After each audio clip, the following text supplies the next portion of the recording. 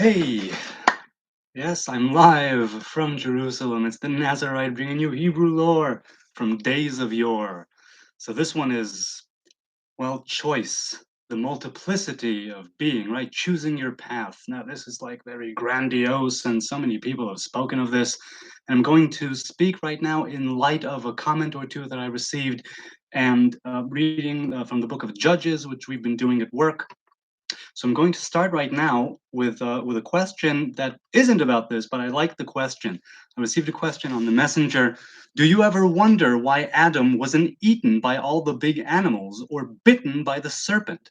Now, I say my go-to, which is that Eden was vegan, right? That's my contention. That's what it says plainly in the book of Genesis, in the story of creation, when God gives the animals blessings, right? Go, be fruitful, multiply, and if I'm not mistaken, right? And he gives them the seeds, the grass, the fruits, the veggies, the same thing that he gives mankind later until the time of when they exited the ark. And that's when meat was given to them to eat under certain restrictions. But he says, so he answered, so the lion ate grass? To which I said, yeah, there's a very good chance that the lion ate grass. He bid, right? God gave the animals these blessings and told them that the the grass, the fruits, the veggies, right, of the earth will sustain them. And he says, he asked, I wonder what sharks would eat during the Eden days. Do you think they were permitted to eat other fish, or did they all live too, as well, off algae or grass? So I said, I'm thinking that veganism was simply the nature of all creation at the time. The curses and expulsion from Eden changed us humans. And since we were that image of God, created last, according to the second story, created first. Man gave names, right? Humans gave names to all the animals. That whole thing, when human beings fell from the grace of Eden and were expelled, all of creation took a kind of a fall, if you will, with them. Now, this, well, no, let's not go with that. But yeah, so along with us, humankind, came all of creation, right? And we are supposed to be working our way back to who we are, what creation is, back to the garden, and that whole thing. And then he said, could it be possible that every living creature was living off of man, the manna, which the Israelites received later? I didn't answer then. I'm still thinking about it. That's an interesting way to look at it. What if the original food was from the earth, but also from the heavens, not necessitating any kind of murder or killing or slaughtering? It's an interesting way to think about it. What do you think? Do you think that all of creation was vegan? Do you think that it was something where the Torah says it was, but it wasn't really, and predators were predators and prey animals were prey animals? And where do you think humans stand before the fall, after the fall, right after the expulsion? I'd love to hear more opinions on what you people think on the nature of veganism in the days of Eden, and, well, the nature of veganism or lack thereof later on in the days between the expulsion and the flood, and after the flood. All of the laws of kashrut, right, of clean animals and unclean animals, all of this stems from that. It's like there are certain restrictions, and under certain restrictions, you can open up a path. Much like they say that on Shabbos, we're supposed to eat meat and we're supposed to be partaking of wine, all of those things. It's an interesting way to go about it. So I'm wondering what other people might think of it. Again, not going strictly to the commentaries because they are all there for those who want, but what do you people think? I'm interested in living people's opinions, right? People who are here to engage. So that's one thing I wanted to say. The other thing, and this has to do with the title and with this description of the video, right? The multiplicity of being and choosing your path. So I'm going to read another question that I got. Hang on. Oh, wait, did it disappear? Okay, so you know what? I'll while I await for that, hang on, let's see. So let's go with Judges. I'm reading now from Judges from the Tanakh JPS 1917. It's Judges 3, where was it? Judges 3, verse 4. Right, so it's talking here about the enemies that the Israelites could not vanquish. Right? Okay. So, no, you know what? It's 3, verse 1. Let's read a few verses. Now these are the nations which the Lord left to prove Israel by them, even as many as had not known all the wars of Canaan. So the first verse was basically God left these enemies there in order to prove for Israel, to prove themselves, to test Israel, some people say, others say to elevate Israel from above them. It's like when you know those other nations, you might also know who you are. If you know what those foreign gods and that foreign worship is about, you'll be able to better discern where you fit in and what it is that you are supposed to be doing in this land. Continuing, verse 2, only that the generations of the children of Israel might know, to teach them war, at the least such as before time knew nothing thereof, meaning that there was a change, a shift in the consciousness of a generation where the forefathers of those who lived in the times of the judges witnessed some of them, right? The wars of Canaan and taking over Canaan took many years, not not decades and hundreds of years, but a long time. I forget right now, it slips my mind. How long was it? 12, 13 years, something like that, of just, I suppose, non-stop war of conquest. Now you can argue as to the nature of war and conquest. It is good, it isn't good, it has virtue, it has no virtue. I'm not going to talk about that. Obviously, it's not what was meant to happen from the beginning. But seeing as how this was the situation as the Israelites received it, God left some enemies there. Now, the people of Israel in the book of Judges and before in the book of Joshua, they did try to take everything over as they were commanded to do in the Torah, but they couldn't do it. So here, once they could not do it, God decides to sort of leave those enemies there to test Israel, to elevate Israel, that Israel might prove themselves. It's a question of discernment, of choosing your path within this multiplicity of deities, of faiths, of ways of worship, and and to teach them war. Now you could look at that and say, what do you mean teach them war? Well, how could that possibly be a good thing? But it might be a good thing because those who know war will also know how to act peacefully and not arrive at that doorstep of horror that is war. If you know, right, just how terrible and how hellish war could be, it could very well be that you will change within yourself in a better way, having known all that, in order to distance yourself from that. You will know how to better behave, how to conduct yourself in a way which would prevent war. When you know all those other nations and what they're about, and this is what Moses keeps telling them again and again in the book of Deuteronomy. Deuteronomy, yeah, Dvarim, right? The final book before he dies, and he's like, look, you're entering this place. Even in the Torah itself, it says that God won't eliminate all those enemies just like that. It will be bit by bit, and I mentioned this in a previous video in my old channel, that in the Torah it says uh, that God will take away those enemies bit by bit, lest the beasts of the field sort of run amok and take over everything. There needs to remain some sort of a balance from which one can grow. And so, in this case, in the case of Judges, in the case, right, of the conquering of the land of Israel, the different Philistines, the different Canaanites, different nations there, some of which were commanded to be destroyed and some of which were not commanded to be destroyed, were left in order to elevate the Israelites, to test them, for them to prove themselves. And yes, you can make the argument, why should someone need to prove oneself to God or any of that stuff? But we're talking about the Bible just plainly. All right, so let's see. In verse 4, and they were there to prove Israel by them, to know whether they would hearken unto the commandments of the Lord, which he commanded their fathers by the hand of Moses. Right? So the Israelites dwelled among their enemies, and some of them were subjugated and made to give homage, right, and taxes and whatnot. Some of them, I suppose, were side by side, not fighting, and then the times of the judges come. The times of the judges where Israel go astray, and there's an enemy, and they cry out to God. God sends a deliverer, a judge who wins the day, and there is peace, relative peace. And then, because of the peace, because of the lack of war, because there's nothing to be tested by, Israel, quite naturally, I would think, simply go astray once again, and the cycle continues. And so, this multiplicity, it seems that it's twofold. On the one hand, it's ones, according to some verses, that Israel could not conquer. On the other hand, it says that God left them kind of purposefully, seeing as how that was the case, in order to elevate the Israelites. This multiplicity of nations, of foreign worship, of deities, gave the Israelites something to shoot for, some balance, some homeostasis that they had to arrive at in order to know who they are, what their faith, worship, deity is, and the nature of which I leave up to you to figure that out. And what is it that we're supposed to do with it, right? It's that balance, good, bad, yin, yang, positive, negative, all those dualities that I spoke of in previous videos. Let's see. Now, did I arrive at that right spot? Okay, you know what? I'm not going to find it now. I don't want to waste your time. Oh, wait, no, I do find it. Yes. So yeah, I'm going to read another question I got, which has to do with this, um, where I was. Okay, the question was, what language did everyone speak before the Tower of Babel? That's one.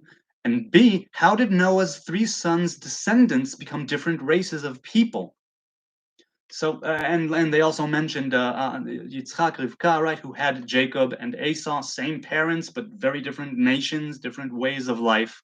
And this ties into multiplicity. So the first thing with the language, I said that it could have been Hebrew, and some people say it was Hebrew that was spoken until that time. On the other hand, who was it? They said that they didn't think that, or one of them said they didn't think it was Hebrew because Hebrew is still spoken. It's probably the same kind of Hebrew, right? Ancient Hebrew, modern Hebrew. And so, why would that language still remain after the languages were all, were all mixed together? Let's say. So I don't know. I'm thinking it might still be Hebrew. And I know there was, who was it? There was an emperor, a king, a leader of some kind. I don't remember when, who raised children without teaching them to speak in order to see if they would spontaneously speak either Latin or Hebrew, or there was one other language which he thought was the divine language, and he sought to find this out through what's the word I'm looking for? Anyway, he kept these children from learning speech and wanted it to arrive sort of spontaneously. I don't think that worked out at that time. That experiment did not pan out well. But this person said we didn't know how could Noah's sons, who were of the same bloodline, create the rest of the world. Now you could look at it technically, but I'm going to look at it kind of conceptually. From those three sons, right, the earth was overspread. Or if I'm not mistaken, that's the translation, or in some translation. It is very interesting. And I think it says that with the multiplicity of people coming from those three, the multiplicity of languages after the Tower of Babel. Consider why God came down, as it says, to mix all the languages. It was because they were going in the wrong direction. Yes, the human beings came together, but they came together in order to sort of challenge the Most High, and that wasn't really what it was about. It was about figuring out the divine in you, not declaring war on the divine as such. And I think because of that, the languages, right, and what makes us human in a very real way is the way we express ourselves in all kinds of ways. First and foremost, language. I think that's sort of what it's trying to teach us from that multiplicity. How do you choose your path? It has to do with knowing the divine, getting to know the divine within you, right? Speaking your language, something along those lines. Now, many things, many people, many ideas sure have spoken of this idea of choice, right? And the problems and the pitfalls of choice. But nevertheless, and some people just do away with choice altogether, for better or worse. Some become very nihilistic because of verses like this and stories like these of God sort of being the puppet master and, oh, they need to prove themselves to me. It's like, no, try to look at it maybe like that if you want, or try to look at it as a challenge that is inherent in you as a human being, that was simply written down in this way with these words, and it may not make a lot of sense to people. But when you look at it, when I look at it that way, and maybe I'm just being biased and indoctrinated, but when I look at it that way, it was like this multiplicity, this all of these options, this diversity. Some people say that diversity is strength, and it, I think, is it only is true if you are still able to find yourself as an individual, not necessarily align yourself with this group, that group, because that could create tribalism and that brings more war. Almost always it comes back to the individual. For me, when I read these stories, when I get these questions, it always comes back to the individual and the issue, problem, virtue of choice. And what is it that we choose to do? And how do we choose to conduct ourselves in the world in the face of all of this diversity and multiplicity? What is it that we go with? Where do we turn? Right? The individual, the divine within the individual. I've spoken of this many times, but right, having these questions come about in the last day or two, today, I think, and reading the book of Judges, at work with some people. It all adds up to me. It all comes back to that same question of choice, of free will, and what one does with it. Because you could do anything, right? You could basically do anything if you have the resources, if you have the capacity, right? You could do anything. But what is it that you choose to do eventually? All right, I don't know if I'm making any sense right now, but let's go to the chat, see if there's anything there. Oh, hello, people. Hi, good people. Lisa says, hi, Lisa, says, I would think so because the animals didn't start being different until the fruit was eaten. Right. The animals weren't, so it says, right, different until that fruit was eaten. Likewise, the reason that the flood came, and notice the language of the Torah, it says, "Ki hishchit kol basar et darko al haaretz," that every living flesh had corrupted their way, meaning that along with the fall, it wasn't just humans, it was humans and the animals. And at the time before the flood, things were so corrupt that even the animals, right, the animal nature itself was corrupted. And so there was they had to reconvene in the ark and go in this storm and have everything die out to know how to emerge and in what way. And it still goes on, right? These stories are thousands of years old and they exist in other mythologies as far as I know, and they're there for a reason. We need to learn something from them. I need to learn something from them. Oregon Freebird, hello, greetings from the Pacific Northwest. Hello, hello, hello. Lisa says, I agree with that theory. That's nice. Yeah, look, I'm not here to sort of teach. I'm figuring these things out as I'm speaking, right?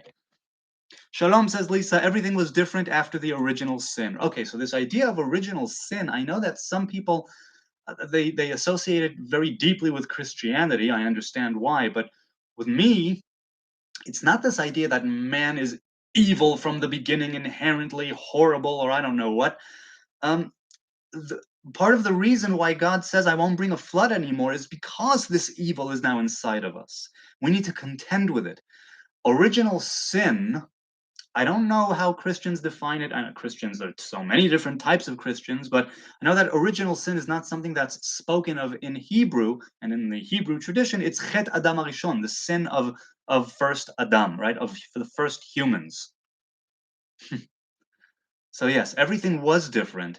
And I think that that's precisely why we are here, to acknowledge the differences and learn and discern how to walk that path, choose our own path, where we are able to contend with all these differences, to be faced with the same challenges, but this time to deploy, right, patience, which is what was lacking. Patience, what was lacking over there in Eden, and having done that, to accept responsibility if we sin, if we transgress, if we are not patient enough, and we do the wrong thing, that we will be able to keep going no matter what.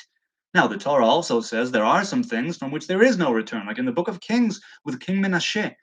Right? King Menashe, who did some horrible things according to the Bible, even though later on, shortly afterwards, Yoshiao the king came and eradicated all of the foreign worship and reinstated Pesach and all kinds of wonderful things. The Bible says in the book of Kings, right, in Kings 2, there was a revelation of God's anger that could not be abetted, that could not be helped, that could not be quelled. It was just something that had to happen. It had to happen, at least according to the Bible. Float Fresno, hey, hey, there he is. Can't we all live off of blue algae? I don't know. Can we? I honestly don't know. I honestly don't know what we can live off of if it's a one thing. I mean, at the times of the desert, the Israelites, they ate manna. As soon as they crossed the Jordan, as soon as they crossed it, that was it. No more manna for you. Now you need to contend with the earth.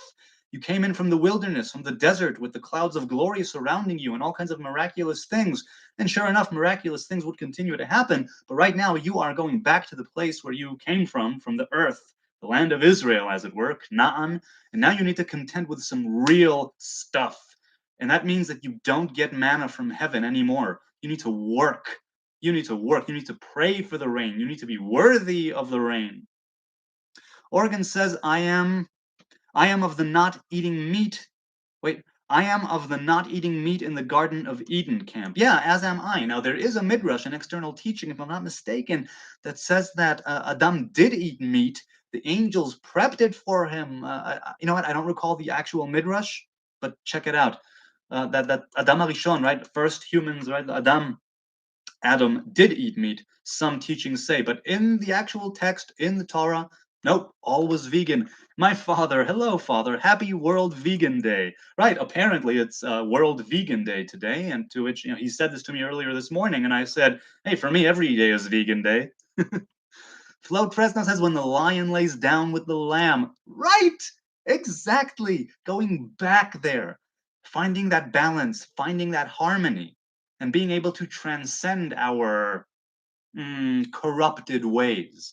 Now, there is a lot of utility and sacredness in eating meat and drinking wine, which is why, for instance, the sages at the time of the Second Temple, they said that an Am Haaretz, right, somebody who challenges the rabbinic order, somebody who is not versed, somebody who is not knowledgeable, somebody who doesn't keep Torah and commandments, ought not eat meat.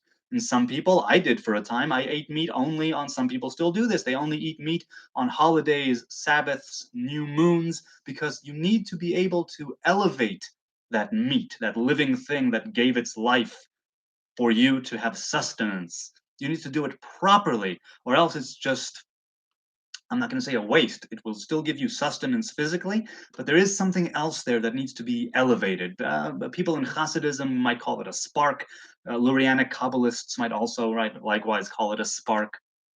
Oregon Freebird says, but yeah, but the lion laying with the lamb and the toddler, right, the infant playing on at the what is it, the den of a right, of a snake, of python, peten.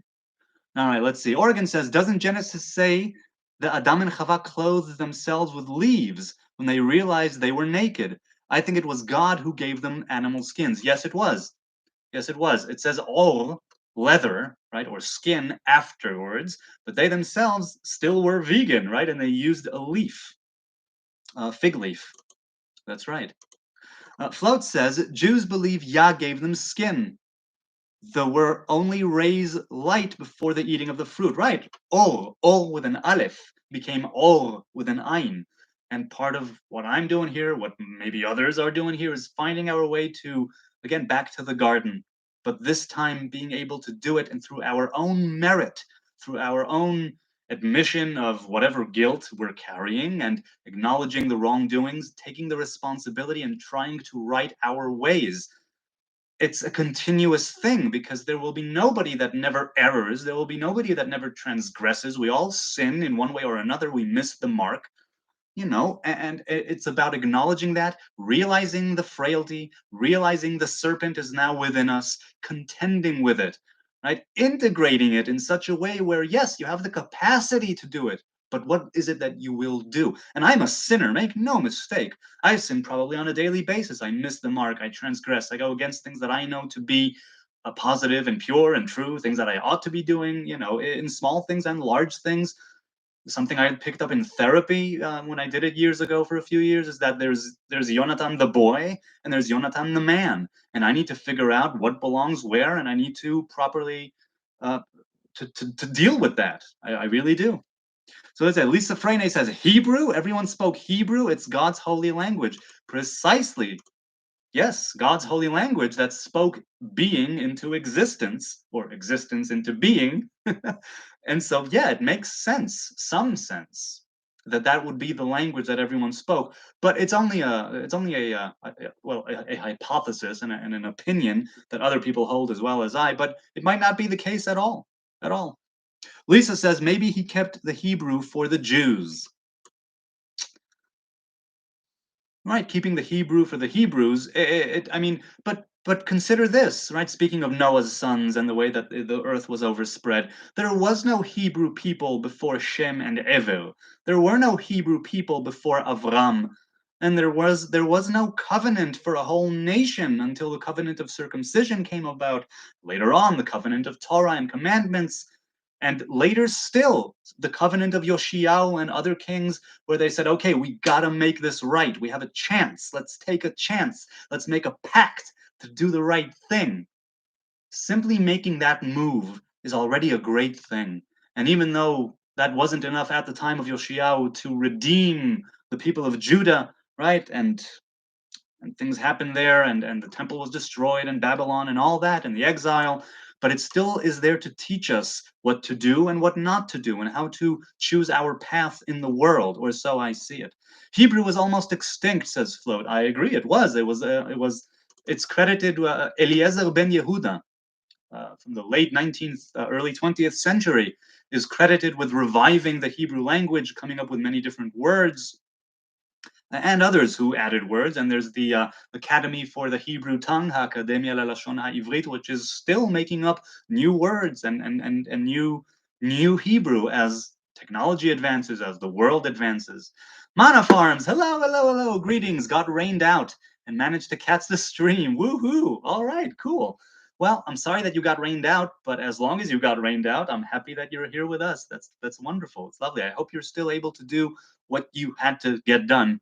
Choosing your path, good topic for this time. Vaxxed or non-vaxxed? Okay, so I am vaxxed, but I'm not very. I'm not for mandatory vaccinations. I think that's not a good thing, and I don't know much about it. I don't follow the news, or I don't know what the different opinions and studies and cases. I don't follow that at all. I just know from past experiences that different medication that used to be thought to be horrible turned out to be good. Things that were good turned out to be horrible. We don't exactly know. Now, which is why I'm not necessarily going to vaccinate my kids if I'm given the option. And I will rise up against that if it becomes mandatory. I don't know to what degree I can, I will. I don't know the future. I know that it should not be mandated. People should be given the option, but not nobody should force your hand to put this still experimental, I think, substance into your body.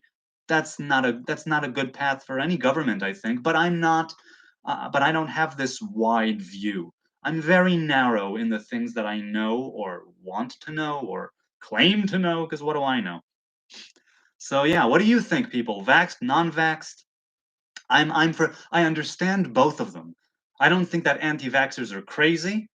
Oh, at least in this case, in the case of Corona. I'm not going to talk about other vaccinations. Right now, here, it's very new, very experimental. Despite all the different stages, right, and trials that were done, it's experimental in the long run. We don't know what effects, we don't know what influence this might have physically, mentally. I don't know. You hear all kinds of stories. It's difficult to discern. Everything is such a mishmash. And I know that different governments were instilling people with fear and panic, right? This kind of what's it called? This kind of mass, it's not psychosis, but it's sort of influencing the masses through fear. Many people have done that in the past, many establishments and governments, and they thought they were doing it in a very righteous way. No, no, we're doing it for the good of the people because they don't know, they can't choose. We need to do it for them. It's all so very, I'm out of my element here. It goes way over my head. And so I'm not afraid of being vaccinated myself, but I wouldn't be so quick to vaccinate my kids. That's for sure. Have you heard the story, says Float, about when Alexander the Great saw Aristotle, the man, not the philosopher? No, I don't. Please do tell me.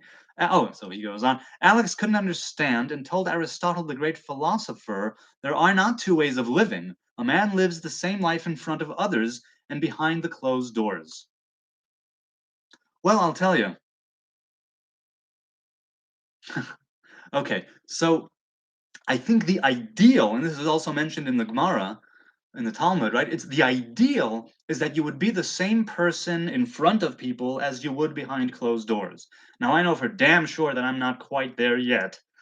And the people who are able to do that, people who are able to manifest and express their true selves, and again, the nature of which I leave to you, what is true, what is self, the people who can be the same on the outside as they are on the inside, the people who can express themselves in one way out to the in face of the world, right, in view of the world, and be the same way behind closed doors. I don't know how many people can pull that off. Certainly not 100%. If there are such people, they are like near, I don't know what to call them, amazing and commendable, admirable to say the least. But it is a kind of something to shoot for, that you'll be the same person inside and out. It's definitely something to shoot for. Alex couldn't understand and told Aristotle there are not two ways of living. So I'd continue. I want to hear more about this. So let's see. Non-vax here, says Float. I had to move to Brazil to be free from vaccines. So yeah, you're working on that project in Brazil. What a crazy and amazing time we live in, truly. Float says California mandated for children in school. Now, I don't know. I'm sure they have their reasons, right? I'm sure that there are good reasons and bad reasons. I just don't know. I wouldn't be so quick to do it. I mean, I don't know. Time will tell, right? But I wouldn't be so quick to do it for sure. Flood continues and says, I think those who got the vax didn't help those who choose not to vax up and preserve the right to choose. Getting the vaccine helped the beast. It's possible. Oh, pardon me. It's possible that you're right. It's quite possible that you're right. Now, I, for one, did it unconsciously. By participating in what the government said is the way to go. You could make a case that by going along with it, I de facto went against the anti-vaxxers in this case and paved the way for mandated vaccines for children in school, for instance. And I'm not going to say you're wrong, but I had to choose my own path. I had to choose my way. And I think, like I said, there were many medical things that were considered amazing and wonderful, and later they were found out to be horrendous. And things that were thought of to be horrendous and that later on were found to be actually good. It unfolds as time goes on, and we are the guinea pigs. We are the guinea pigs. So, which is why I don't think it should be mandated. So let's see. Freud continues and says, when Alexander told Aristotle this, Aristotle said Alex will be a great leader to the world. So, okay, there are no two ways of living for a man, right? A man, and for all intents and purposes, a woman, right? A person who's really a person will be the same outside as they are behind closed doors, living the same life in front of others as behind closed doors. That's very wise. I wish to be able to build myself up and develop myself to such a degree that I'll be able to truly live that out. Now, I'm doing that to some extent here because I am being as open and candorous, is that it, and honest and authentic as I can be.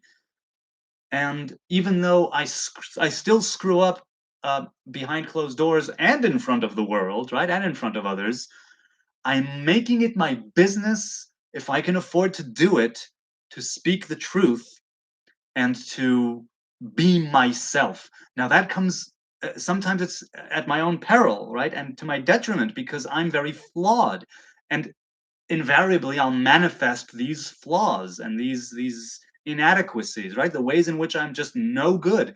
But if I do that and I don't keep it inside and I let it out into the world, there will be others there who will tell me, hey, listen, dude, this, that, and the other, and I can grow wiser and better from that outside influence to develop myself. So even though a big part of me is a kind of a loner in some ways, I'm also very open, and that has helped me a great deal over time and through the years, and I'm sure that it will continue to help me, for sure. Float says all these things must take place before the coming of the Son of Man. Vaccine mandates and world control. It's a comfort to those who are waiting for the world to come.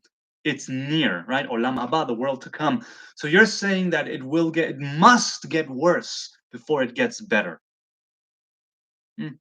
It's all about endurance and preparing for the appointed time. 2023 Passover, says Float. Right, so Float, if I'm not mistaken, is Yodidiahu, the Gematria man. If I'm not mistaken, it's like skips my mind, but yes, chances are that's who I'm talking to right now for sure. For some reason, I don't recall why you were locked out or your account was terminated. I don't know what. Either way, I hope that you get some good work done in Brazil. I hope you're able to endure and prepare, right, for whatever it is that you're preparing. If it's Passover 2023, Lord knows I don't. I don't know what the future holds. But as my own path kind of unfolds before me and behind me, I would like to be able to view it with my eyes wide open. Now you could say, Jonathan, that's a bunch of BS. If you say that you're not following the news, if you say that you're not taking interest in the ways of the world, how could you possibly expect to prepare for that world to come? Fair enough. But in my experience, at least for the past 2 decades or so, it's been better for me to abstain from all of those external influences, from too many of them for sure, because I had to find my path. And I'm still finding my path, right? And even though again it's sometimes I do it at my own peril, it's a danger. I've always said this, to be yourself, to be who you are, to do away with some of the older traditions, that older path, what you were given from your ancestors, different traditions. It has some danger, but I think that I'm managing. I might not be. It could be I'm completely delusional, but right now, anyway, in life, things are unfolding, and they are unfolding in a way where I can see it going to a place of goodness. And I'm playing catch up with this all the time, right? Because I'm still very flawed and very, well, I have a lot of ego. And that's a problem. Parts of my ego which sort of are rampant because I haven't properly integrated them yet, right? But that's the whole philosophy thing. And I don't know enough about that either. But I do have some experience with shrinking myself, right, in therapy, not myself, of therapy and of shrinking myself and of many hours of dialogue with God, right, with my creator who knows me better than anyone, and with my woman who knows me better than anyone, I might add. And that has helped me a great deal. So outside influences, when you choose them, it doesn't mean necessarily that I choose only the ones that are right for me, because that would be just kind of collecting different types of yes men and having that confirmation bias thing, right? Oh, okay, I'll just choose to listen to people who confirm that which I already know and that validate where I want to go, and that way I will avoid all the different things that I don't want to contend with and face and acknowledge. Maybe in some ways I am doing that. Maybe in some ways it's even what I'm doing here. But you'll notice that if somebody does show up and they have some argument with me or something to say about me that's negative, I'll usually hear them out. I'll usually hear them out until they go way off and already attack me like ad hominem or whatnot. In which case, after a few lines of dialogue, it's like, okay, I can't work with this. But as long as there's something to work with, I'm willing to accept the criticism. I'm willing to accept the negative things about me, because that in itself will help me eventually transcend them, to prove myself like the Israelites. So let's see, eyes wide open. In other words, walk in faith like Avram. Right, walking in faith. Right? What did he say? He says, walk before me and be perfect. Hithalech lefanai veheye tamim. When you devote your life, again, the nature of which I leave up to you. What is that? What does that mean? But when you devote your life to walking before God, perfection is something that you aim to attain, and you probably never will. The following thing is, you want to be perfect? Slice off part of your penis, because you're never going to be perfect. It's aiming for that perfection, knowing that you're flawed. That's the covenant. That's the name. That's the significance. And that's why his name changes, and that's why Sarai's name changes right after that, or right before that, right? He says, "Here's a covenant I want you to keep. Your name is going to change. Your wife's name is going to change." And then God goes above Abraham, as the verse says, right, above and beyond. And Abraham is the one who then takes that leap of faith and makes that covenant of circumcision that has not to do only with him, but with all of his descendants and his progeny. So let's see. Lisa says, I gave up watching the news. All right, Lisa, when did you give up watching the news? I wonder. How long ago? Float says, still locked out of my account. I don't have phone for the code. Oh, I see. That's a bummer. But I'm glad that you're still able to make it, and then we can converse, on Facebook and other platforms. And thank you, by the way, as long as I'm here. Thank you, all of you. I deeply appreciate it. The fact that you're back here, that you took the time to find me or to respond to the messages that I sent out to those who I'm DMing, and come back to this channel. I love it. I really, really do. And I thank you for being here. Newsmax is a good one, says Float, or True News. Right, so I'm assuming that these are kind of alternative media outlets. So yeah, that's probably, I'm not going to say better or worse, but it's certainly an option, right? Get the alternative media. Lisa says politics drive me crazy. So yeah, politics don't drive me crazy because I don't busy myself with it, and I haven't voted in a long, long time precisely because of this. And I've mentioned this before, right? That I don't vote, and I will vote if I see actual change happening. Now, again, I'm just one little dumbass from the Middle East. I'm not going to expect the world to accommodate me. It's me, it's I who need to find my path in the world. There are certain things which I give up knowingly, consciously, that have helped me form this path. And even though you can make the claim that I'm making it harder for myself and arriving at the wrong conclusion and wasting my time, and retroactively it's nothing but dust and ashes, it's still something that I'm choosing to do. And so it has some significance for me. And whether or not it's the right thing to do or the righteous thing to do, that's something that I'm always sending out feelers and trying to get feedback, right, from creation, from others. And it's something that we do all the time, us human beings, right? Always looking at signals, at how am I doing? How am I doing? How am I doing? Right? Consciously or unconsciously. Lisa says, my mom likes one news network, but I just can't watch news. I get angry, and rightly so. I'm sure that I would be very angry, very irritable, very pessimistic, very negative, just full of ugh, just full of crap. Because I realized, again, just something like 2 decades ago, I realized that there is a limit to how much I can be exposed to. There's a limit. It's a very egocentric thing, me closing myself up in my bubble. But I need this bubble. I can't be exposed to all of the horrors of the world.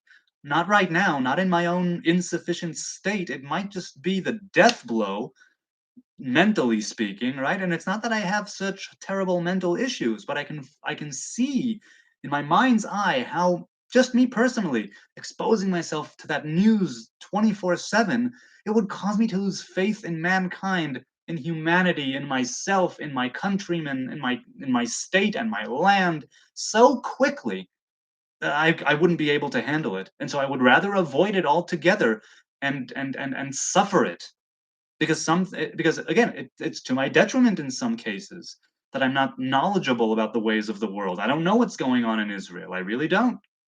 I don't. So let's see. Flood says, well, someone's got to get angry for the innocent. I gave it up like a month ago, she says. A month ago. Wow. So it's pretty recent. Good for you. I hope that things will change for you, Lisa, and that you will be able to maybe gradually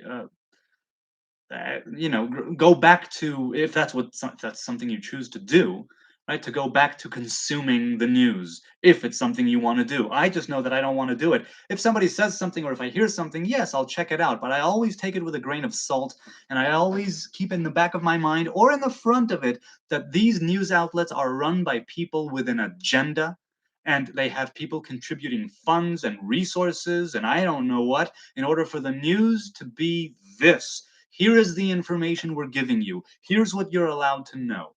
Now, this is a given, right? Governments all over the world have all of these things behind the scenes. And I'm not even talking about espionage, or I'm talking about experiments being done on people.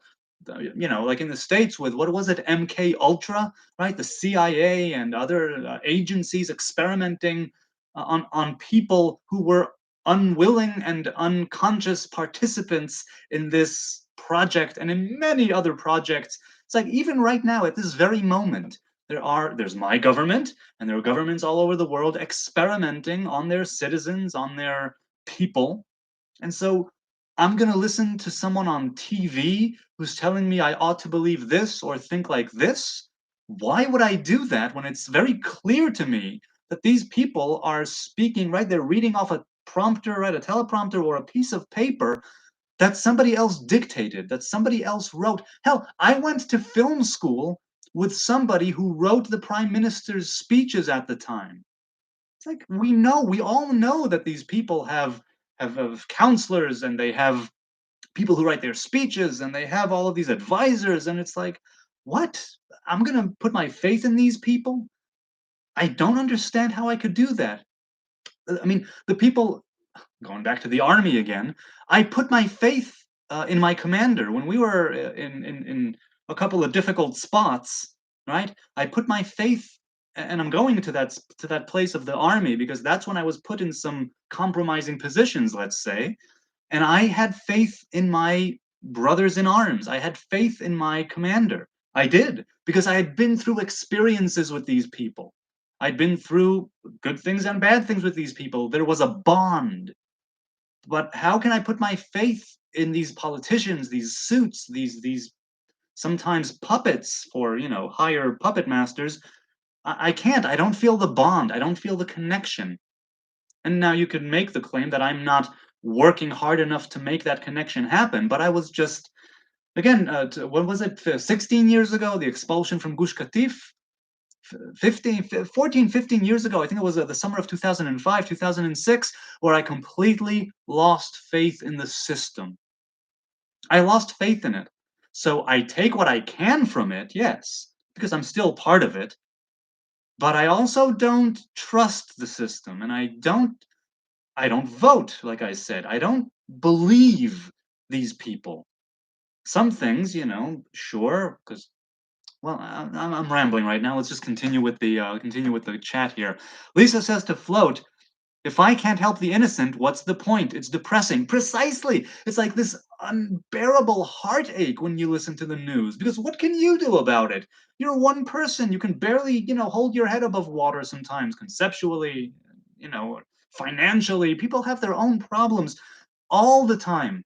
All the time. All you have to do when you meet a random person, let alone someone you know, a random person, you only have to but scratch the surface of that person's life before you find out that this person is going through all kinds of shit. And if not them, then somebody closely related to them. It's all just a bunch of tragedies wrapped up in, right, all wrapped up in each other. There's so much pathology. I couldn't put myself through it, and I don't put myself through it. It is depressing. It can really be depressing. I understand. Lisa says, I just don't trust the government, politics, or businesses. Right, which begs the question, and maybe you're answering it now. I don't know. Who do you trust, Lisa? If you had to give it a name, if it's a collective or a group or an individual or a type of person, a type of group, who is it that you would trust? What would have to happen? Who gains your trust? Because for me, with individuals that I meet, I'll grant them trust. I'll give them trust until they give me a reason to distrust them. I will be open and vulnerable until I'm given a pretty good reason not to be. At which point, I don't know if I'll close up completely. It changes on a case by case basis. But there were times in my life, and still, people that I have a connection with, that I decided, because of repeated screw ups on their part, as far as I'm concerned, on their part, that I'm not going to be opening myself up to them anymore. I won't be emotionally vulnerable to them anymore. I won't be sharing my deep personal woes or insights with these people, because it always comes back to bite me on the ass. And so I learned. Lisa says, I don't trust hospitals. I should have been Amish, lol. You don't trust hospitals. Well, I'll tell you. Again, going back to the army, serving as a field medic and as an infirmary medic, I had some minor dealings with hospitals and with doctors. And even though there's a lot of maybe arrogance there and maybe some experimentation going on there too, modern Western medicine is a bloody miracle. Now, as are earlier medicinal and health wellness disciplines, right? The Oriental ones, or the Eastern ones, whatever you want to call it. Those more ancient practices also have merit, right? The plant medicine, and I'm not just talking about weed and mushrooms. I'm talking about plant medicine. So I don't blame you for not trusting hospitals. I suppose that I still have some trust in the medical community in the form of emergency medicine, because that's part of what I was doing in the army. And I saw with my eyes how you could take someone who's about to expire and you can help them live. And sometimes you can even help them live well, relatively well. I've seen, like, doesn't matter, but I've seen people sort of brought back from near death, or what would definitely be death if they were left to their own devices. And this was done in hospitals, and this was done with doctors and surgeons, and it's an amazing thing. It's an amazing thing. So I'm not gonna say I don't trust hospitals. I kind of do. Again, because they haven't given me a reason to just not trust them. Maybe that day will come. I don't know. Float says, if you are breathing, You have the ability to help. Don't give up. Through Ha'Elohim, anything is possible. That's a lovely thought, and I dare say it's true. Through Elohim, right? Through the Most High, anything is possible. So not to give up about helping others, helping the innocent. But I think for me, on a personal level, it starts with me. It doesn't end with me, but it certainly starts with me because I'm just one guy. So my sphere of influence is very, very tiny.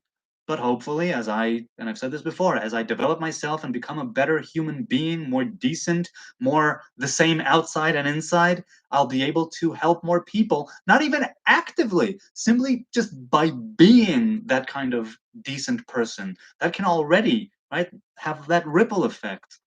And should you or I be given the platform, the ability to help others and knowing that it's the right thing to do, sure, definitely. As long as you're drawing breath, you can help. You can help yourself, you can help others.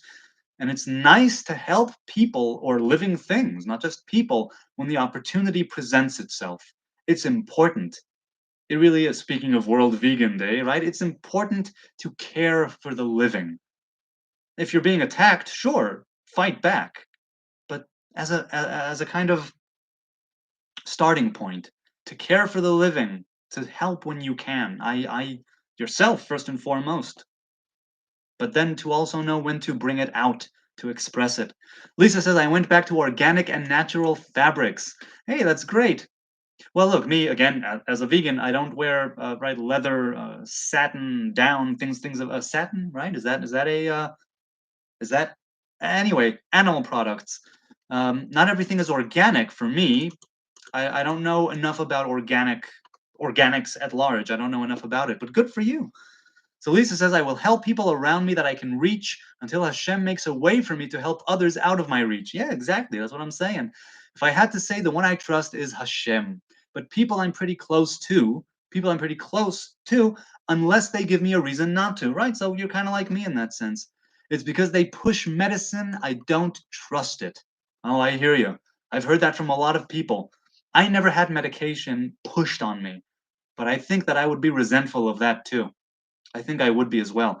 Lisa says, I was on Adderall for 8 years. It took me a while to get off of it. They should take care of the problem instead of covering it up. I work for a hospital, LOL. Oh, so you know better than I do for sure. Well, look, a lot of people have this claim with big pharma that they invest all of their time, energy, and resources in curing the symptom and not the disease. Because if you cure the symptom, you can just keep pushing people pills and powders and vaccinations and I don't know what, because it keeps them sick, but just enough. It keeps them just well enough for them to need you. There's no money in a cure. There's money in curing the symptoms, and that's not the same thing. That's not the same thing. So I guess it's a business after all. Hospitals are a business. Pharmaceuticals, it's a business. I can definitely see how that might be the case. And maybe I'm misstepping and talking out of my ass, but I can definitely see how that might be the case where they want to give you just enough medication for you to need them, but not that much that the actual cure will present itself and you won't need them anymore, because then it becomes they become superfluous. Then they won't be necessary, and there's no money in the cure. There's money in prolonging the disease but taking care of the symptom. Now, it sounds to me as I'm speaking it so diabolical and so just terrible, but I'm told that this is how these businesses work, and there's no cure. There's no money in the cure. There's money in the disease. And that's a terrible way to look at the world. But I think that that actually might be the case. I think I'm going to say goodbye. It's been almost an hour. Wow. On the other hand, I don't want to leave on this kind of. So a quick prayer, May I be able to have the fortitude, the consciousness, and the conscience to live by what I perceive to be the right thing to do. And I hope that by me being a better man, a better Jonathan, that I'll be able, right, the one who I'm supposed to be, that I'll be able to lift myself up from all of the garbage and the things that I'm doing wrong and be a good person, to be a better person. That can create so much more positivity in the world. Each and every one of us can do that in our own sphere of influence. So I hope that we will be able to give our trust freely.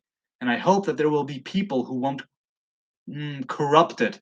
I hope that there won't. I hope that there will be people who will be able to receive it and reciprocate. That there will be a give and take. That we'll be able to get along. Now that's very hippy dippy, right? Can't we all just get along? But that is the cry, isn't it? Can't we all just get along? Mana says we covered quite a bit of these dualities that require choice. Exempla gratia, vax or no vax. Now, what is the test to see that one chooses God's path? Well, you know what? Let's look at Abraham. Seeing as how God told Abraham, walk before me and be perfect, he gave him the way to do it. The symbol of this covenant would be you taking away part of yourself, physically slicing off a part of yourself. And so I think that what is the test? What is the test? If I had to think of it like off the top of my head, it would be if I had to think of a test, I don't know if there's like a what's it called, a litmus test to know if you're doing the right thing. I think, oh, you know what? Maybe, you know what? I'm not gonna. Other people, you tell me. What do you think if there was a test? What would it be to see that one chooses God's path? Because we all, right? People, nations who go to war, they both do it from a righteous and just position. They both think that they are in the right and the other one is wrong, and they go to war with all of the right, the might of God behind them. Like, yes, this is the right way to go. This is God's plan. This is God's will. We are expressing the divine law.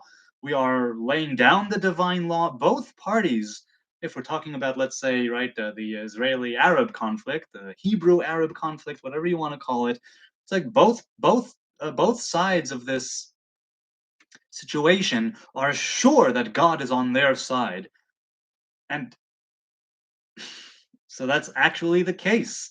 How do you know? I think it's about the results.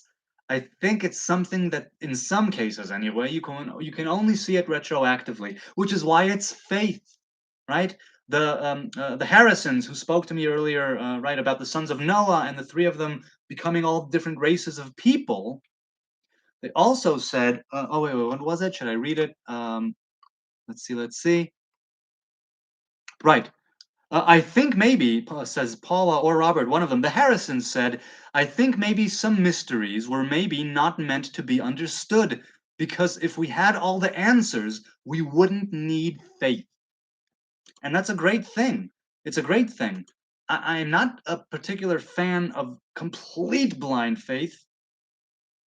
I mean, maybe in some cases as a starting point or as an end point. I don't know. Different people with different, walks of life. But if you knew everything, then you wouldn't have any need for faith. If the people of Israel had everlasting peace and utopia, they wouldn't be elevated. They wouldn't have developed. They wouldn't figure out who they were. So I think that the test to see that one chooses God's path has to do with that path which unfolds before you. Is it something which would be right in the eyes of God? And I'm talking about God of Eden. I'm talking about Eden, because after the fall and after the corruption of the flood and the Tower of Babel and all those other things, after that, things got very messed up and very sort of fractionated. But I'm talking about that original Edenic relationship with God, right? Humans, nature, God, the garden. So something like that. I think the test would be how much of your life is lived as if you were in Eden, meaning understanding where evil lies, being able to discern, grabbing hold uh, of right, acknowledging your frailty and your faults and accepting responsibility for it and trying to transcend it. Now that's very general and maybe very, I don't know what, maybe just blah, blah, blah. But if there was a test, it would be for me the test of Eden. How much of Eden am I introducing into my life? How much of it, conceptually, practically, how much of it is actually being a part of my life? And again, what we can learn from Eden in the right and the wrong, what happened there is something we can learn from. So how much of Eden is present in my life? I think that's a pretty good test for me, but I might be wrong. So let's see. Float says, I thought Shem was blessed with the knowledge of pre-flood and the holy tongue. What do you mean the knowledge of pre-flood? I'm not sure what you mean. Shem passed this knowledge to Avraham and his descendants, right? So it's said that Avram was called Avram HaIvri because of Shem and Ever, right? Shem was the son of Noah, and his great grandson was Ever, if I'm not mistaken, right? The Oregon says, "My people perish for lack of knowledge. I say, know what you are doing before you do it. Don't have blind faith." Is blind faith something you arrive at then? Once you know what you're doing, are you able to sort of go blindly and being trusting of the Most High? Because there are many times in Psalms and other things, right, and the prophets where it's like, no, don't put all of your eggs in the basket of your wisdom because you don't know everything. You know, there's a line, a wonderful line. I won't be able to translate it properly, but there's a line in Sefer Yetzirah, which is related to Avraham, right? So attributed to Avraham according to some, where it says "Chakem bebina vehaven b'chokhma," which basically says, "Go your own way and learn, right? Be able to discern one thing from the other, but don't forget the original monolithic." Um, don't forget the original monolithic revelation of the Most High, right? There's this original expression of divinity from which it developed and fractionated and fractaled in and out and all of that. So while you are choosing your own path from this multiplicity of being, don't lose sight of that unique, original, monolithic expression of divinity which is set out in, right, something like Eden or something like the Tree of Life. It's like don't forget that as you go along your path, don't forget to lead it back to that original path, right? It's that hourglass thing, or reversed one rather. So let's see. Hey, Jesus, hey, hi there. LMAO, what are the chances that I'm checking how your channel is doing and you're live? Well, Jesus, I don't know if you know, but my older channel was terminated and this is the new channel. How is it in Israel? I am having so much fun here. I am. I love being back here. It's the Netherlands was an experience. It was a welcomed experience in many ways. I learned a lot. But I'm so glad to be back. Undoubtedly, unquestionably, this is where I belong. Maybe not forever, maybe not always, but right now, certainly after 3 years abroad, this is where I belong. I feel in my element here. I feel that I feel right here in Israel. I feel so happy seeing Hebrew everywhere. I mentioned this before. With all of its terrible things, right? All of its negative things, this state of Israel, this land of Israel, and the people who inhabit and occupy it, and I don't mean that in a political way, there's just so much wonder here. And certainly in Jerusalem, man. I am walking in Jerusalem. I look outside my window and a minute away from my house, and I see the old city for crying out loud, and I see the Temple Mount. And yeah, there's a golden dome there. Yeah, there's a mosque there. Okay, okay, I'm okay with that for now. We can transcend the differences. We can transcend the battle between the mosque and the temple by arriving at that original monolithic divinity that inhabits each and every one of us, in my opinion. So yeah, how is it in Israel? I don't know how it is in Israel. I know what it's like for me. I feel so blessed, so loved being back here with my people in my land, you know. I feel good. I feel good. It may not last, but I feel good. It's great to be back. Not the least of which to be back in the office, to be back working alongside people. I need that. I need it. It was so difficult for me to work from home. It was so difficult for me. I missed the office. I did. It's a fun office. I'm glad to be back there. And to be back home. To be back home to a home that I'm not renting, a home that I'm paying the bank for, right? I have a mortgage, but it's my home. And right now it's still full of boxes. It's not a proper home right now, but it is, regardless, my home, and I'm happy to be here. It's my home in Jerusalem. It's my home in Israel, right? Israel is my home. Jerusalem is my home, and I'm happy to be here. Test of Eden, good call. So look, this is just me. You saw, I at first didn't know what to say, but it seems to me something that I can look deeper into, and I might be wrong when I look more into it and say, no, that's not right.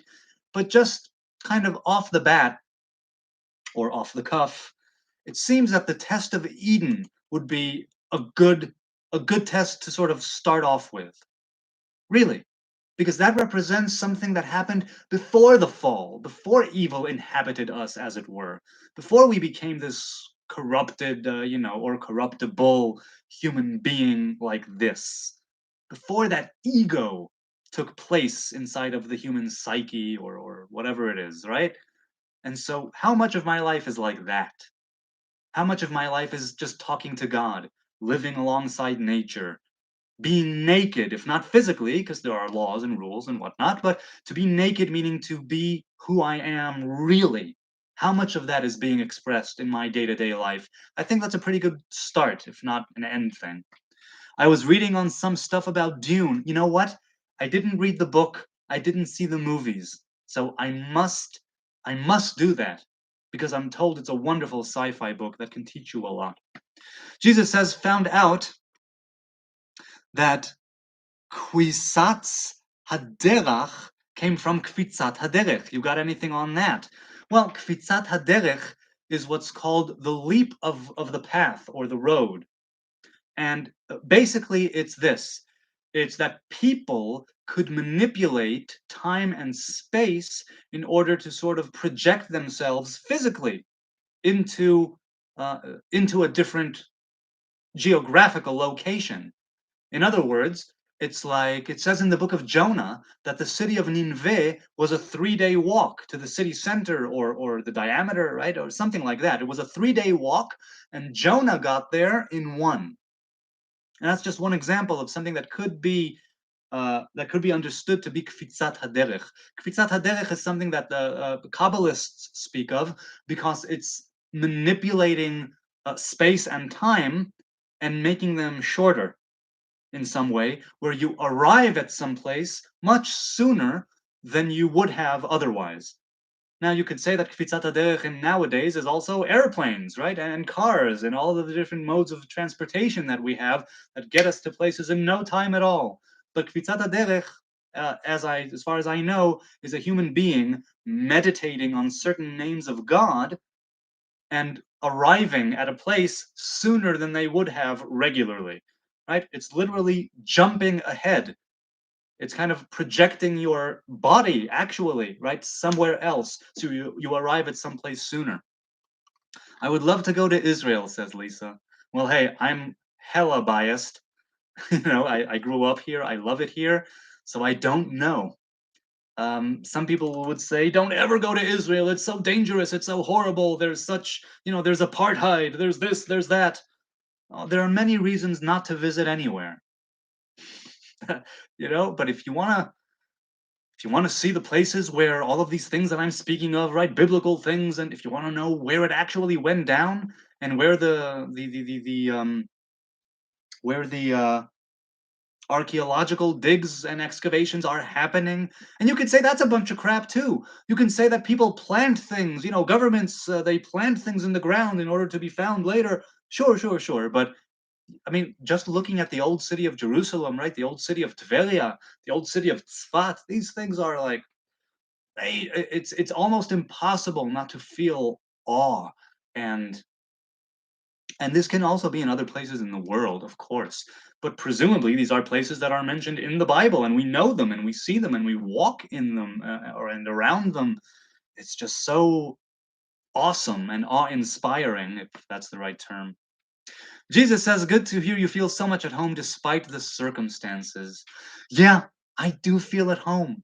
I can't help it. It's been my home my entire life. So, one way or another, even if things are horrible, even if the land is, as one poet said, I have no other land, even when it's on fire. I have no other land. For better or worse, it's where I grew up. It's part of where I served, right? And it's part of who I am. I don't mistake this geographical location to be my identity, but it's certainly a big part of I connect with it on a very deep, like visceral level. Lisa says, I'm ready to be converted. It's my dream. What's stopping you, Lisa? Is there anything that's stopping you?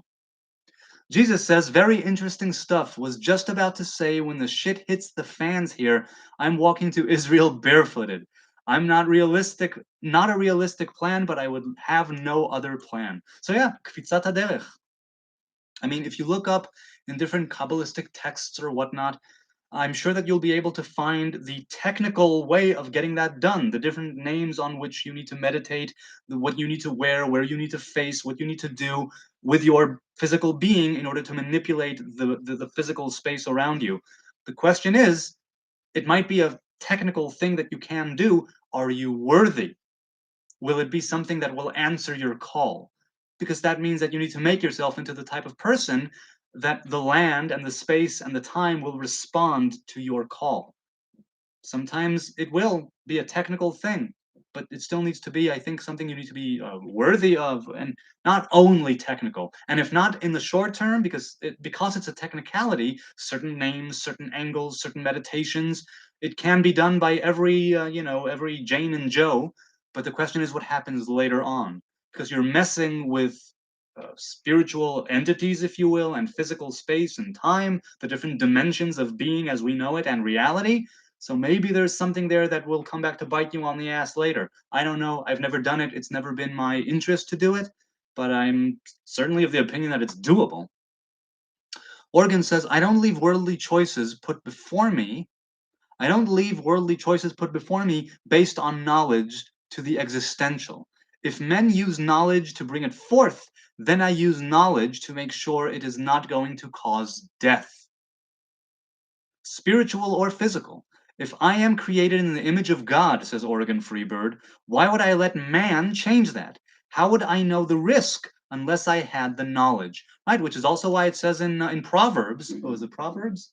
No, no, no. In the Mishnah and in other places in Proverbs, of course, it means the basic the basic idea is don't be gullible. Don't be somebody who simply believes in everything that they're said that they're taught or that they are spoken. Don't believe everything you hear. It's like, no, you can take it in and then have your own investigation and see how you deal with it and see what's going on. Jesus says, perhaps I might understand this kvitzat derech one day to get there faster, for whatever purpose that may be. I'll always doubt, but I know something lies beyond the mysteries. I agree. I agree. I agree. Lisa says, I cannot get into a synagogue at the moment.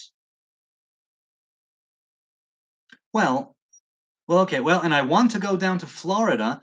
Then I can't get converted with Rabbi Asher Meza, but that would have been in the summer.